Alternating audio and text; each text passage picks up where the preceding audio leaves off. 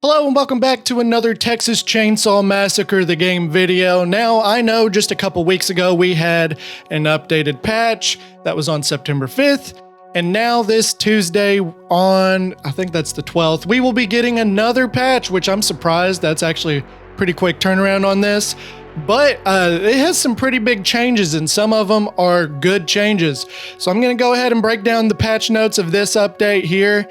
And let me know what you all think about this down in the comments below. Drop a like and subscribe to the channel if you haven't already. Let's go ahead and break down the things they stated as fixed. First off, the victim's trapped collision issue was resolved. It said it was an issue where victims who are trapped then lose collision control when trying to use a gap afterward. It said this issue is not the only issue related to hitchhiker traps and victims.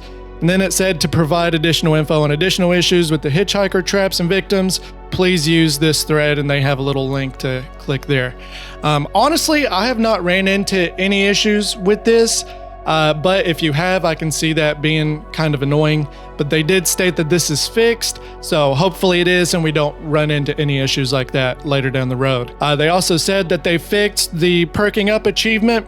That is where you have all your perks at level 3 and your ability maxed out at level 3 as well.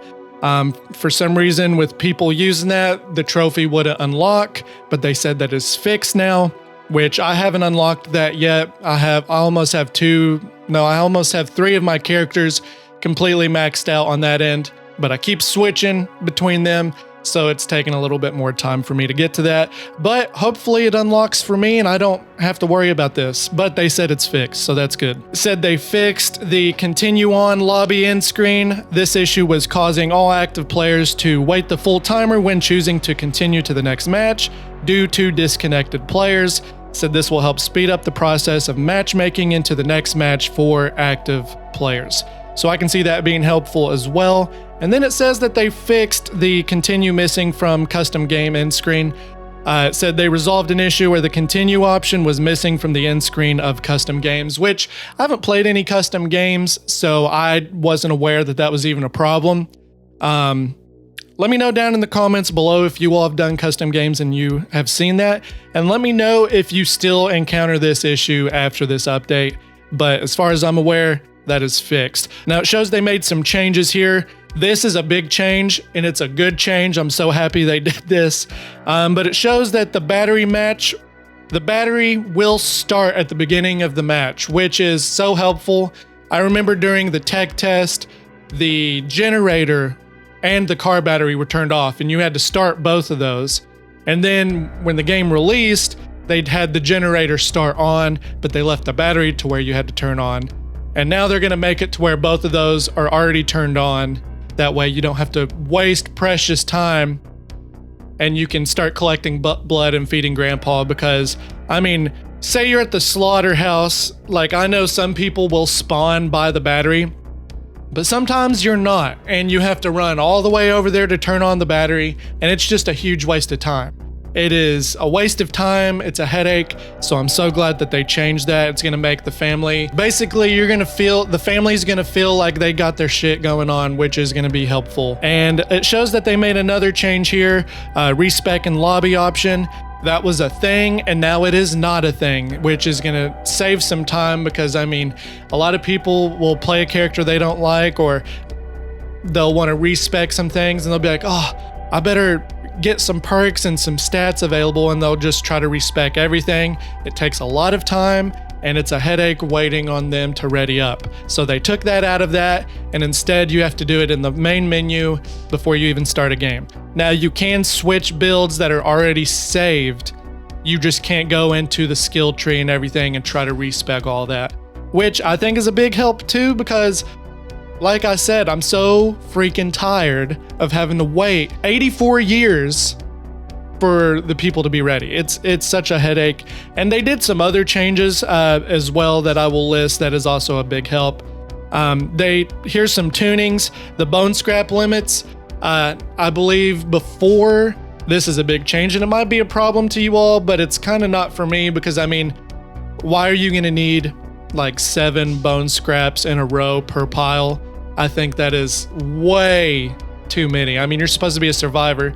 You're supposed to have a limited amount of supplies. So they changed it to 3 uses per pile, which I think is just the right amount.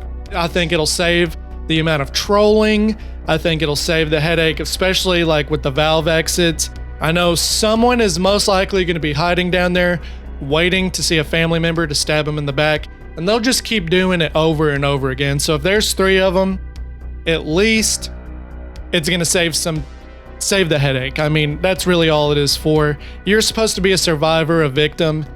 You're not going to be picking up bone scraps one after the other and stabbing the family members like they're a joke. Like, that's not how the team is supposed to be played. It is funny. It's hilarious. I get it. But it's just better. It's just better this way. I think it balances it correctly. I think that's the correct way to play. So it shows that they fixed the cook lock usage for farming XP. Before, you could just pick up the locks and then re-put them back on and just keep doing that over and over again. But it said they set a limiter to the amount of XP that can be earned from placing and removing locks repeatedly. You will start receive the XP bonus for placing each of the 3 locks once. And then after that, it goes away. So if you're trying to be the cook and you're trying to just farm that XP to level up faster, you can't. So be a good little cook and listen in and try to find everyone. I know Cook isn't the best player, and I know people just wanted to take advantage of farming XP, but this will help if you are the cook to be involved in the game instead of just wasting time for everyone. It shows they fixed the lobby timer. They set it back to 3 minutes. It was set to 5 minutes, which I don't really understand why that was a change. No one asked for it. No one even thought about it. But I do understand Andy on the subreddit did mention that they had good intentions for it, and I respect that, but I also respect that they changed it back to 3 minutes due to the negative feedback. So they changed it back to 3-minute wait times instead of 5, which is pretty good overall. And then they fine-tuned the anti-cheat and made some improvements on that as well. They're trying to get that straightened out so they can put PC back into the crossplay. Yeah, so it shows that they're getting ready to put PC back in crossplay. They're just not quite there yet. They are fine-tuning the anti-cheat. So just be patient. We're almost there, and it'll be back to the way it was. That way we can play with our PC buds. You know what I'm saying? But that's all the patch notes for September 12th. I think these changes are very good. I think this is a very good update that we will be getting. And I mean, if they keep pumping out updates like this just to better improve the game, that's awesome, because this is a quick turnaround. I mean, they are jumping right into it. They see problems that we're having and they're on it and they're trying to get it fixed. And I respect that. That is awesome. That props for Gun and Sumo. I think they're doing a great job.